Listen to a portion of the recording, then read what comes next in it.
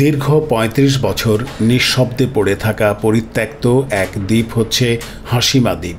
Japan উপকূলে অবস্থিত এই দ্বীপের যেটি গুনকানজিমা বা ব্যাটলশিপ আইল্যান্ড নামে পরিচিত, একসময় ছিল কয়লা খনির গর্জনে মুখরিত। তবে সেই গর্জন থেমে গিয়েছিল ১৯৭৪ সালে, যখন মিৎসুবিশি কোম্পানি খনি বন্ধ করে দেয় এবং দ্বীপটি মানবশূন্য হয়ে ওঠে।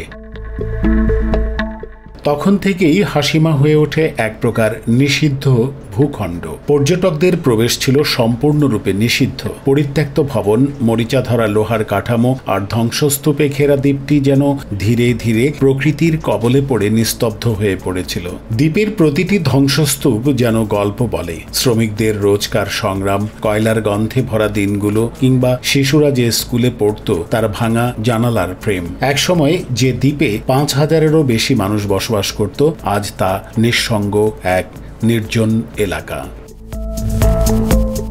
বর্তমানে দ্বীপটি বড় অংশ এখনো বিপজ্জনক, প্রবেশ নিষিদ্ধ।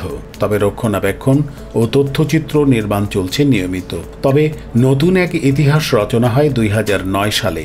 সরকারের উদ্যোগে দ্বীপের নিরাপদ অংশ পর্যটকদের জন্য খুলে দেওয়া হয়, তাও কেবল গাইডেড ট্যুর বা কঠোর নিরাপত্তা বিধির অধীনে। ২০১৫ সালে ইউনেস্কো হাশিমাকে বিশ্ব ঐতিহ্য স্থানের মর্যাদা দেয়, যা দ্বীপটির ঐতিহাসিক গুরুত্ব আরও জোরালোভাবে তুলে ধরে। বিশেষজ্ঞরা বলছেন, হাশিমা শুধু একটি দ্বীপ নয়, এটি আধুনিক সভ্যতার উত্থান ও পতনের প্রতীক, যেখানে প্রকৃতি ধ্বংসস্তূপের সঙ্গে কথা বলে আর ইতিহাস নিঃশব্দে কাঁদে।